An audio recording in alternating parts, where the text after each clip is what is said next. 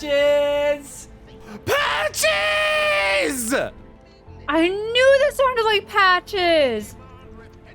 Oh my god! Hidden in Elden Ring's first main area is a filthy cave that contains a fantastic surprise for veteran Dark Souls players. Living in this sorry hole is Patches, a recurring trickster character in FromSoftware's games, infamous for luring players into deadly situations with the promise of treasure. He's used the same tricks over the course of 5 games and is, unsurprisingly but delightfully, at it again in Elden Ring. But whether Elden Ring is your first time encountering Patches, or you've been tricked by him at every turn, let's dive into why he is the greatest prank FromSoftware has ever pulled. Well, well, well.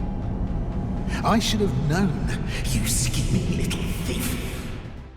FromSoftware uses non-player characters in a very different way to most RPG developers. Its NPCs act as infrequent punctuations in an otherwise lonely world, and often you'll encounter the same wandering warriors several times across the span of your journey. Patches follows this pattern, but is written with a very different tone compared to the other more solemn and cryptic characters. As any Souls veteran might tell you, don't trust a word of what this bold little blight has to say. But Patches has earned such a beloved following because his sly antics are a much needed reprieve from the relentless darkness of the Soulsborne games. And, despite appearances, he's surprisingly one of FromSoftware's most poignant characters. But we have to go back to before the Soulsborne games to find the origin of Patches. FromSoftware's Armored Core Foranza, released on the PS3, features a mech pilot named Patch the Good Luck. The Patches we know today, who debuted in Demon Souls, is a reference to that pilot. The Demon Souls incarnation of the character is Patches the Hyena, so called because of his awful laugh.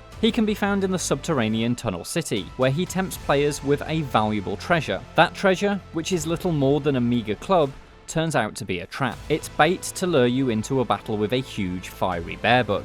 This little moment of deceit back in 2009 kicked off a 12-year career of lying and scheming. It's a career that would continue just a few hours later with the second Patches encounter in Demon Souls. Once again lured by the promise of great riches, you're kicked into a pit and left to die. Sneering from above, Patches reveals himself as not just a prankster, but a lying thief. Take your time starving to death. Then I'll sell every last trinket off your corpse. This double helping of deceit cemented Patches' MO for the series at large. Based on this evidence alone, you might wonder why Souls players don't just kill Patches the moment they lay eyes on him. That's because FromSoftware's joke goes deeper. After finding you have survived his trick in Demon Souls, Patches will quickly change his tune and offer his friendship. He'll even set up shop in your home base, the Nexus, where he sells 2 of the most useful stat boosting rings in the entire game. Perhaps tolerating a cheat is a small price to pay in such a brutal world. Patches will return to pull an almost identical prank in Dark Souls. This time he's called Trusty Patches, an ironic moniker to trick newcomers and perhaps fool a Demon Souls veteran into believing his lies. But make no mistake, Patches in Dark Souls is both just as sly and just as useful. Trusty Patches harbours a hatred for clerics, and so faith-based characters will find themselves attacked right away. Everyone else gets a free pass initially, but in an echo of his appearance in Demon Souls, he will later trick you with the promise of treasure and then kick you into a pit, leaving you for dead. This is what I do, my friend. The trinkets I'll be stripping off your corpse, that's the real treasure. As with his hyena variant, confronting Trusty Patches results in him promising that he'll change his ways. Eventually he'll set up shop at Firelink Shrine and sell you a variety of very useful items that more than make up for his betrayals. The Patches cycle is interrupted with Dark Souls 2, the first Souls game to not be directed by series creator Hidetaka Miyazaki. Though it does not feature Patches, Dark Souls 2 introduces mild-mannered Pate, a character who bears a striking resemblance to Patches in almost every way. He initially seems to be a reformed version of the character, but as his storyline develops, you learn he's every bit the sinister trickster Patches is. While he doesn't kick you into a pit, Pate will eventually try to kill you with a booby-trapped treasure chest, making it obvious both he and Patches are at the very least cut from the same cloth. Miyazaki returned to director duties for Dark Souls 3 and brought Patches along with him. This time known as Unbreakable Patches, presumably a reference to his unyielding persistence in the series, the little scumbag resumed his usual business, this time dressed in Katarina armor in an attempt to trick you into believing he's actually the kind and gentle Onion Knight, Siegward.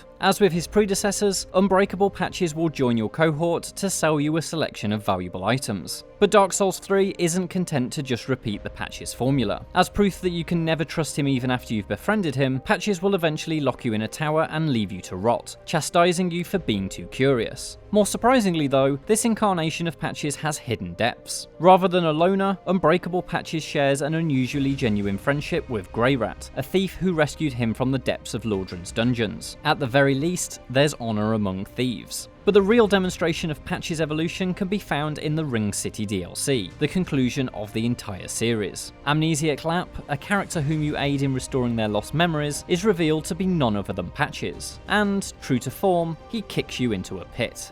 Every age, it seems, is tainted by the greed of men. Rubbish to one such as I, devoid of all worldly wants. And so it's revealed Patches has been a series-long punishment for greed. Without worldly wants, Patches never intended to loot your corpse. Instead, his promises of treasure are a test, and his betrayal's punishment for being greedy. In some ways, it's a reflection of the Souls formula at large, a series that punishes players with death should they get too greedy with their attacks in combat. Poetically, Patch's final betrayal throws you not into a dangerous pit, but onto the road to the Ring City's finale. And, as his last act in the Dark Souls story, Patches can be summoned to aid you in the knuckle-biting battle against Half-Life Spear of the Church. As ever, Patches may pull a trick on you, but he'll always have something to aid you in your quest for the greater good. While Dark Souls 3 spins a deeper tale for Miyazaki's Trickster, his existence in the wider FromSoftware catalogue shows he's just as much of a recurring in-joke as he is a reflection on the hunger of men. No game makes this joke quite as obvious as Bloodborne, in which Patch's head is grafted onto the body of a huge spider. It's as grotesque as it is grimly funny, and, of course, this arachnid makes his presence known by pushing you into a ravine. Patches the Spider never proves quite as useful as his humanoid variants, as he never becomes an item vendor. But, in the tradition of the character, he will forge a friendship with you, and grant a stat-boosting Carol rune. FromSoftware skipped the opportunity to feature Patches in Sekiro, and so Elden Ring marks his first prank since the Ring City. Once again, Elden Ring's version of the character will sell you some fantastic wares, including an incredibly helpful item for the game's first major boss fight. But he'll also offer some incredibly questionable advice. And so it's up to you. Will you seek the treasures he promises, knowing full well that your curiosity and greed will throw you into danger? Or will it be you that has the last laugh? For more Elden Ring, be sure to check out our review, as well as our explanation of the lore of the Elden Ring itself. And for everything else, stick with IGN.